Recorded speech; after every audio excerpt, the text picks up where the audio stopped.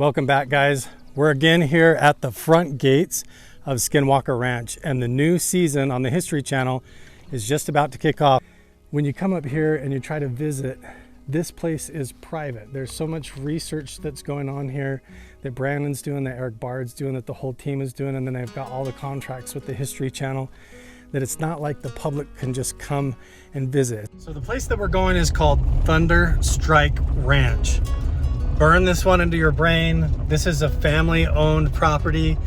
This is the family that owns all of the cows that come and graze at Skinwalker Ranch. And now they've just bought 50 acres with a cabin and an Airbnb. And one of the first things they did was message me and invite me to come up here and install one of the modular sensors. Which way is it to Thunder Strike Ranch? That way? Okay. Staying in that little cabin right there. That or the teepee. If the Mupas is gonna work or not. Hey, the door's open, nice. I think I'm good to go in. This is where we're gonna be staying. Whoa, this is sick. So like whole groups could come up here. In the future, I want to do like a dude ranch, you know? Yeah, whoa, this is way bigger than I thought. Yeah. And when I went and checked it out, I found a whole set of bones in there. That's like a big coyote or something. Massive. There's so much stuff moving around in the sky up here. It's pretty wild. See that?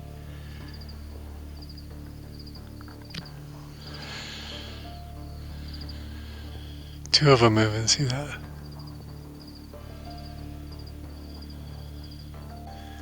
Another one. As soon as I stop recording, I look up and I spot another moving light in the sky.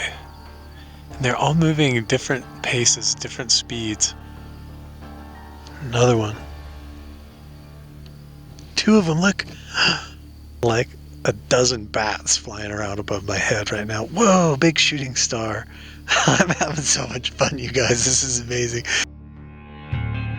There is a connection between the paranormal, UFOs, and the myths of ancient history. The clues are scattered across the landscape from a forbidden past, maybe even in your own backyard. There is a connection between the true nature of our reality, consciousness, and the unexplained. I'm Carl the Crusher. Let's explore the unknown.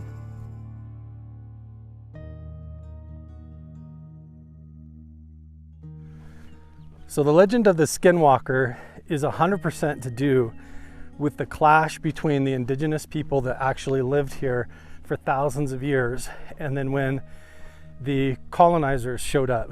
And that was from different eras. There was Spaniards that came and enslaved a lot of Native Americans and forced them to work in mines to mine out of gold. And then there was battles and wars, and a lot of the Spaniards were killed, and their bodies and all their armor and clothes and weapons and everything were just thrown in the mines, and then the indigenous people would seal the entrance shut and sometimes even booby trap it with kill traps and things to hide all that stuff. And they didn't care about the gold. They didn't care about the metal or any of that the Spanish were digging out.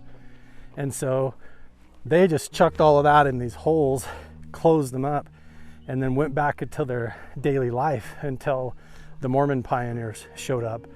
And then they had to deal with it in a whole new way. See, there's different game trails that just cut up through here in different spots that are all worth following to see what could be up there. But I want to go to the end of the property and work my way back today. But what happened was, when colonizer groups would show up at different times, they would begin to human traffic and slave trade the indigenous people.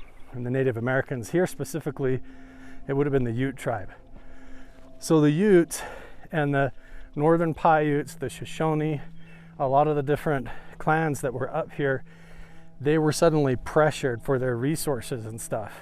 And they turned to different spiritual methods and rituals, like down in Nevada and across Arizona, and then eventually a huge movement that spread into the Lakota they started doing the ghost dance, which was like this whole time travel ritual that was in conjunction with the Big Dipper, how it rotates around the North Star and the 4 directions, north, south, east, and west, and aligning your soul for spiritual protection. Got to keep an eye out for rattlesnakes. But so the Paiute and the Northern Paiute and the Goshen tribes, a lot of them started doing the ghost dance ritual. So you see all these medicine wheels and ritual stone circles. The Navajo, the Dene, a lot of them were abducted. They were kidnapped and they were slave traded, and they were brought up here and sold into the colonizer families as actual slaves. And they were even sold among each other in different clans and different tribes, because the resources and everything suddenly got under extreme pressure when these different people started moving into the valleys and up into the basin. So as all of that was unfolding, the Native American people, the Navajo, the Dene people, started doing rituals also to curse and to protect the land where certain things happened. So like at Skinwalker Ranch, one of the main stories and why the whole legend of the Skinwalker exists there is because there was a Native American woman from the Navajo tribe whose name was Rose or Rosie. And she was kidnapped from her home down in New Mexico on the borders of Arizona there, where kind of by Lake Powell. And she was abducted. Her entire family was murdered. And she was brought back up here and actually kind of sold into an arranged marriage. And that all happened right where Skinwalker Ranch is. And when that occurred, and when Rose was taken from her family and they were all murdered, the Navajo enacted the Skinwalker curse upon that land because of the slave trading, because of the human trafficking, and that Rose specifically was taken up there. She was married to a white man, and they lived there as a family, like as one of the first families there actually at Skinwalker Ranch. And then I think something happened. Her first husband died. She remarried a man that she actually liked, and then they lived their whole life and moved up the valley, and is somewhere has died or buried in between Skinwalker Ranch and Blind Frog Ranch. Between that path of where all that happened is literally the place where the original legend of the Skinwalker begins. And that was the whole story. It was based around her. In fact, if we went and talked to Randy at his little art museum earlier at the beginning of this video series, and his wife is a curator at the local museum, and I'm pretty sure at the museum they even have whole displays and information about Rose and Rosie that you can go in and look at that and learn about her. But I think it's really fascinating that when those pressures occurred and when the Native American indigenous people started to get captured, human trafficked, slave traded, and murdered and exterminated, they turned to their spiritual rituals. They turned to projecting guardian spirits upon the land, and they turned to their spiritual ceremonies of time travel, going into the future to try and send a message to protect a place or to guard a place or to keep it from getting destroyed. And then fast forward into our time, and you have Thunderstrike Ranch, have a family living up here and people living up here, and they encounter this phenomena like it's real. And they encounter these apparitions like ghosts of these shaman figures and these Skinwalker type apparitions and these different things, and it's almost like there's something to that magic that actually stuck. Something about what the indigenous people were doing actually happened and is real, or somehow imprinted their energy upon the land, and our perception of space-time is a misunderstanding, so that when we come to these places, the past and the future become very thin. And when you learn how to become self-aware, you suddenly see what all of that is about and you experience it. But I think it's really fascinating how all of that fits together and overlaps. So basically the whole point is, where there's smoke, there's fire. As we're up here hiking around, even though like colonizers, Spanish Conquistadors coming up and enslaving them is not directly connected to UFOs. It is exactly why there's potent energy here, why there's deep ancient mystery and history that's all overlapped that makes this place like energetically potent. And I think there's spots like this all over the world, but when they're all directly in a line, and then you've got government involvement, like right down at Skinwalker Ranch, you've got deep military, CIA, government involvement.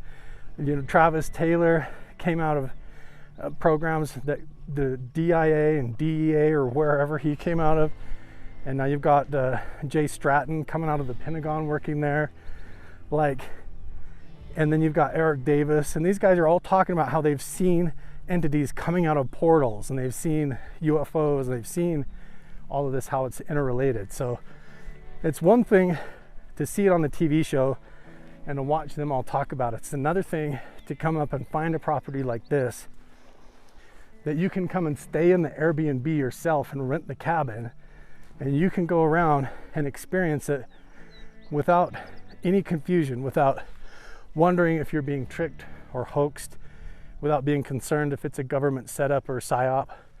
You can come up here by yourself like I am right now. Nobody has a clue where I'm at. And if I find something, or if I see a UFO, or if I experience some sort of paranormal encounter with an indigenous spirit, even if that's just within my own mind or my own dreams or experience, then I know for myself, I don't have to wait for the government to tell me what's going on. I get the personal validation for myself, and I get the opportunity to share that all with you too. I think that's really cool. So if we find Spanish artifacts, that is still a huge clue as to where the energy around all this trauma, generational trauma and magic and spiritual energy is focused, and it's all going to apply. So it's really fascinating to see what we can find. And there's definitely drive-ups going all over through here that we got to start exploring now. Charlie, I think you're a pretty freaking cool dog, you know?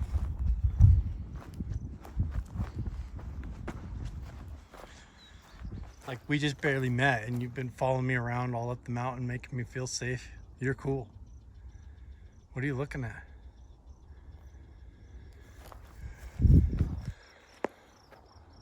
Whoa, why is there a whole big line of trucks coming up here?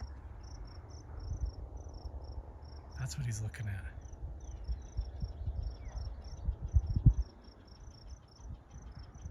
I hope I didn't accidentally cross into the reservation land and these guys are all coming up here for me. Look at this convoy.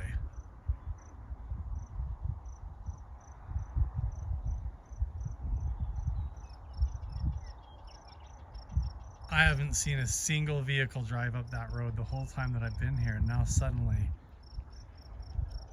it's like 1, 2, 3, 7, 8.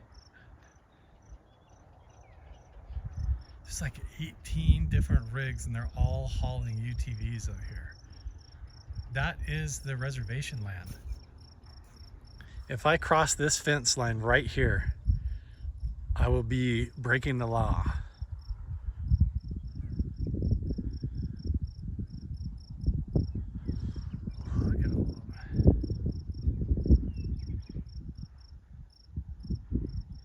Maybe they're just going up somewhere to ride for fun, but I haven't seen anybody drive up that road the whole time I've been here. And now there's like 20 big rigs with, not big rigs, but you know, SUVs hauling expensive trailers and equipment.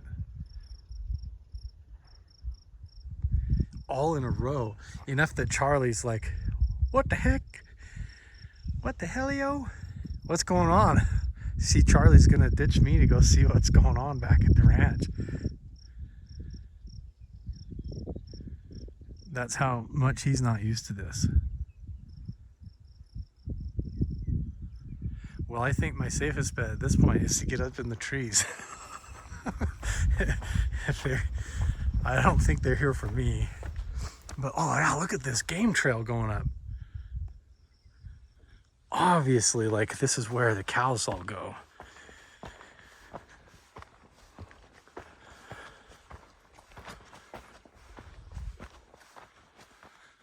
Whoa, these are some giant junipers. Good gravy. That is some old growth right there. I mean, this tree right here is definitely here when the Spanish were here. And look, somebody cut this limb off. Like they want to be able to come up this way. This is all chainsawed.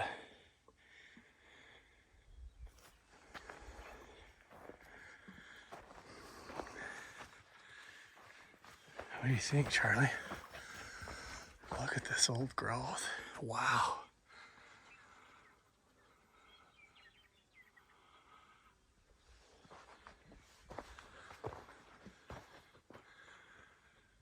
Sometimes they would hide pottery. Native Americans will actually put clay pots in the trees. So you look in these old growths, sometimes you find stuff. Whoa, this would be so spooky to hike up here in the dark.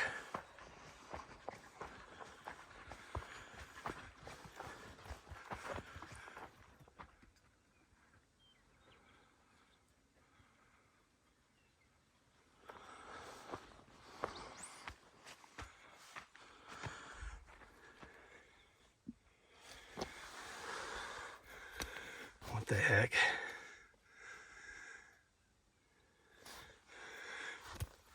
On the haunted trail.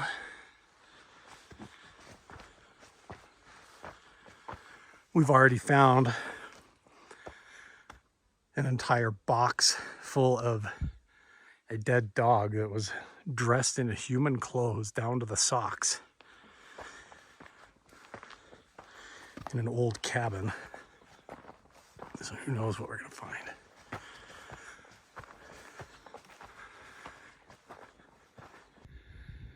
No way, no freaking way. Is that what I think it is?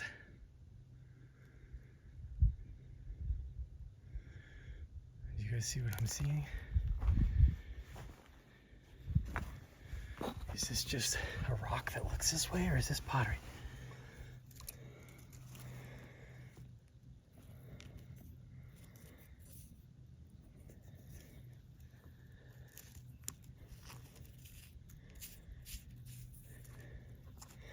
I could have sworn that was pottery for a second. It looked like painted lines, but that is just the geology. That's not pottery. It's going to be so hard to find anything like that up here because how many just rock flakes there are all over the place. The type of rock chips and everything all over the ground here make it almost impossible. But this is flaking. This is definitely tool making right here.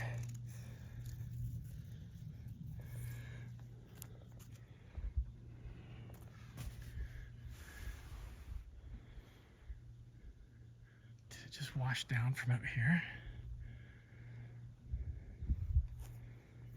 This doesn't seem like a very good camp spot, but let's just look up a little bit higher.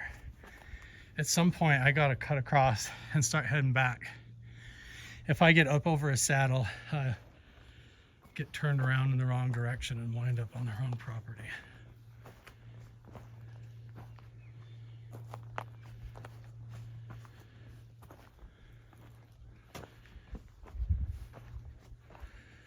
Wow, I would really love to find some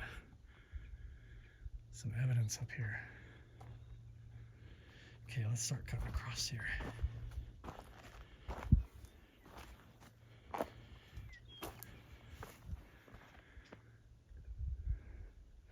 These junipers are so big and old. Like, that's freaking huge, the base of that one. It's crazy up here.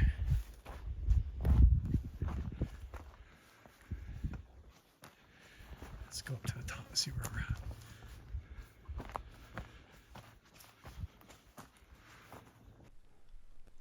Definitely a path cutting up through here.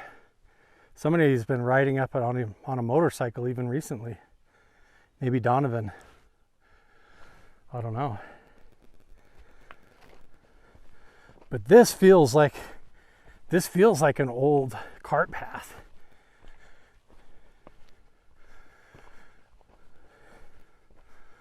There's like a big flat rock up here. It looks odd.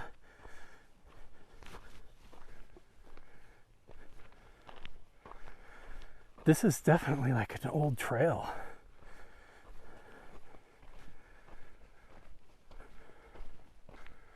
See?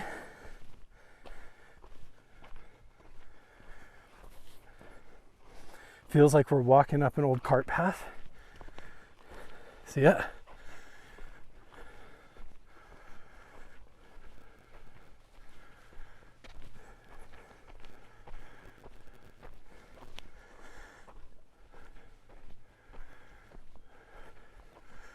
Oh yeah, we gotta go look at that.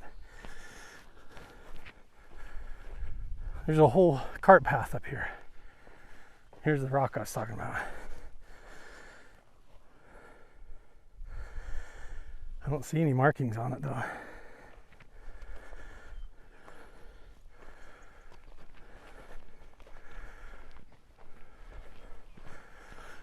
Wow, what a view. Yeah, Blind Frog Ranch is right up there. Wow, we're close.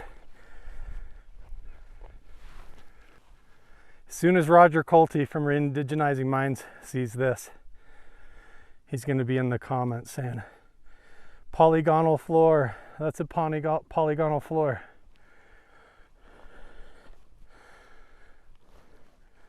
Look how these rocks look placed and fitted together.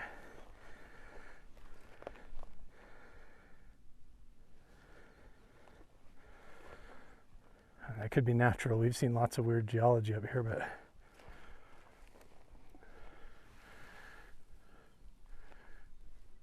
there could be a ritual medicine wheel or some spot up here on these rocks. Look at how the forest is all burned. At night, this would be so terrifying to hike around in for sure. Walking through all the burned forest. It's like something out of Lord of the Rings up here.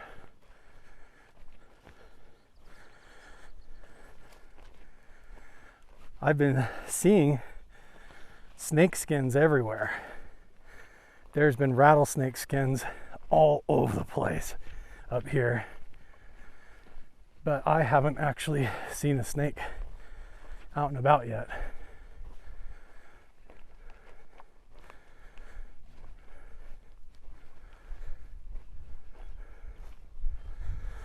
Okay.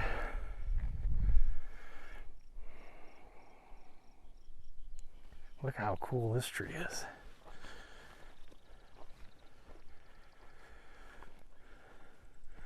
Sometimes I go on the edge of just being boring in these videos because I realize I find myself watching videos of people just like walking around their own countryside, or I see them walking in the grocery store, and just because of the island that they live on or the country where they're at, it's super fascinating and interesting to see how the world is different in so many different places, or how it's similar. And so to me, it's really cool. And plus your memories just come and go and they fade. You hold your memories in your mind like an imagination that you conjure up and replay, you know? And so it's fun to go back and watch it again. Charlie's headed off like Charlie has a place to go, knows where to go.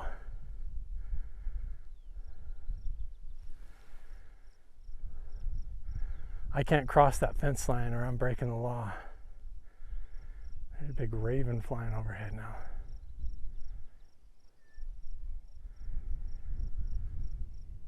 Yeah, I realize that a lot of you have never been to a place like this, or you never will, or there's a chance that maybe you are have a disability or of the age where you stay at home, and it's fun to bring you guys and show you, hey Roger, this looks like a giant polygonal floor up here. This looks like the top of Skinwalker Mesa. See all the cubes? Even if these weren't hand placed, they sure as hell look like it.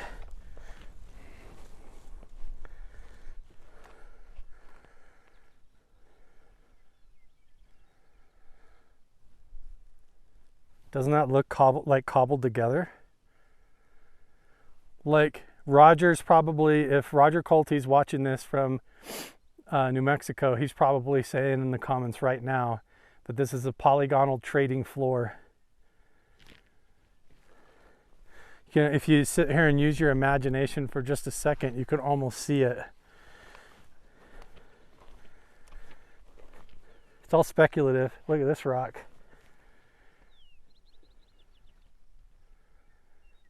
It's like a whole dish. And then just random, seems so out of place.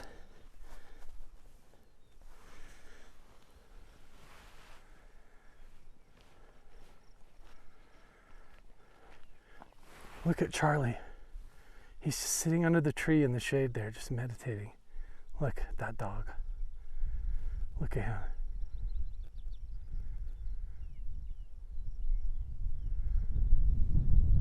What is he watching? He's just sitting there enjoying this view. Look at this view. Look at this view Charlie's got.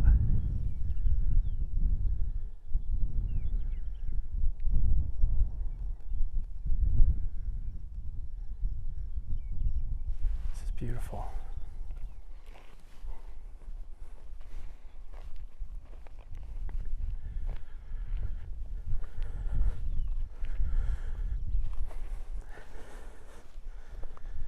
I don't know why I'm getting all emotional up here, walking around on this. There's not even anything apparently here, but I just feel this weird, maybe I just love that dog. I just got emotional. Let's go up here. I kind of want to see what Charlie's looking at, but if I cross that fence, I'm going to be trespassing onto tribal lands. Totally illegal. But right now, this is all part of Donovan's property. This is amazing. Where we're walking underneath our feet right now could be loaded full of tunnels, cave entrances, and all kinds of stuff. We don't even know.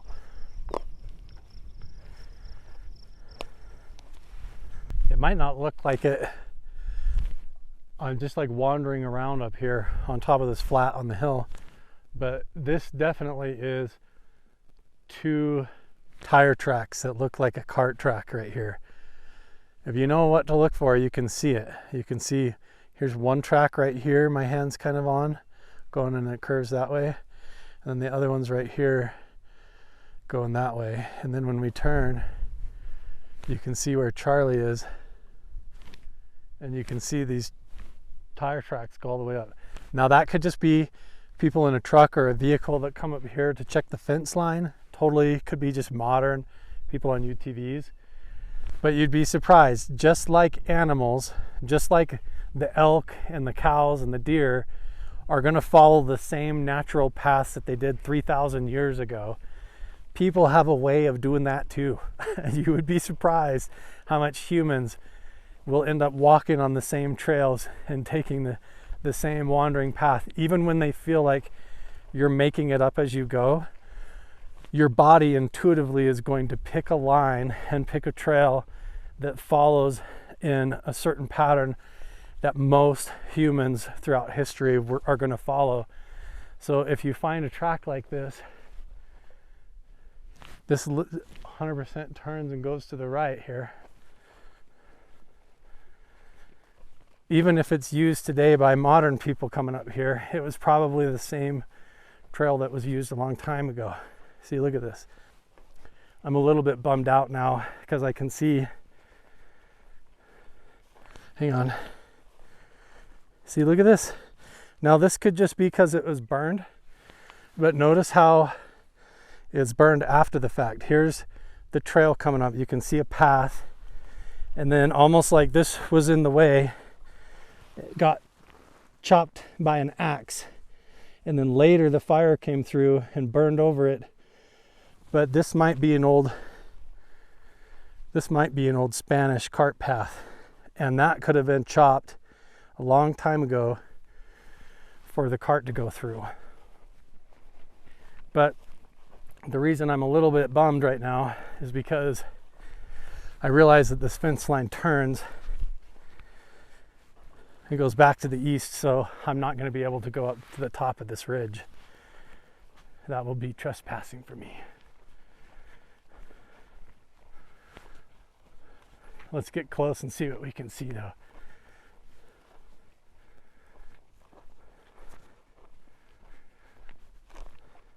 Pretty much walked to the very end of the property line here. Charlie, what do you got there? Oh, good Lord, that's a dead leg. Hi, did you find something? Did you find a clue? Is this pottery? See, it all looks like pottery. Doesn't that look like pottery? It's not though. Charlie, what do you got there? What the heck, dog? Oh, whole deer leg? Ew. Where did you find that? Is there a carcass over there? Where did you get that, Charlie? Where did you find it? You found yourself a snack? Oh my gosh. Okay. Doing a dog thing. Oh my gosh. I gotta be honest, I feel really special that out of everything that Charlie could be doing right now, that he's up here running around with me, going on this adventure. That's really fun.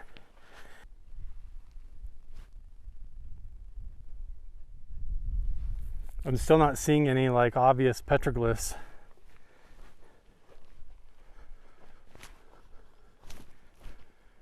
That spot would be really promising, right? I think so. Maybe these big boulders here. Let's go look.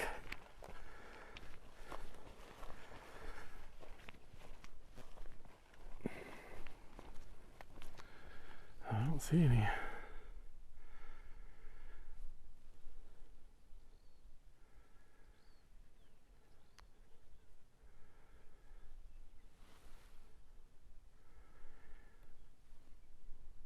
Well, now that we made it all the way out here and realized that we can't go up to the top of that unless I check with Donovan, but I think this is all actually public land. And even though this fence is here, I think I can go north. I just can't go to the west or south. But until I double check, it's really not worth it, because if I cross over there and that is like Ute reservation land, I'm going to get busted. I mean, that's not even worth it. You basically might as well be crossing into foreign lands into another country illegally, like illegal border crossing. But yeah, so I'm not interested in doing that and going to jail today. So what I want to do now is I'm just going to cover this open area the same way that Charlie's doing. I'm going to zigzag back and forth across the top of this whole mountain or this whole hillside, and we'll check all of the major boulders, all of the big rocks, all the open areas, and look for any kind of clues, because they could have had a whole encampment up on top of the hill just right up there in a flat area. Could be anything. We're getting tuckered out. I've been sharing my bag of beef jerky with Charlie, but how you doing? You ready to go? Yeah. Yeah. You getting hot and tired of following me around? But look, we made it to this ridge out here. Got some kind of a den. I mean, that's pretty decent size scat. This is clear tool making. That's 100%. Somebody sat right on that rock. A Native American sat on that stone and made a tool or an arrowhead. I know on camera it kind of just looks gray. Through my polarized sunglasses, it's like blue. This dirt looks like purple. There's some unique geology going on right here. Yeah, Donovan's gonna try to figure out how to do this now. Hey, set up.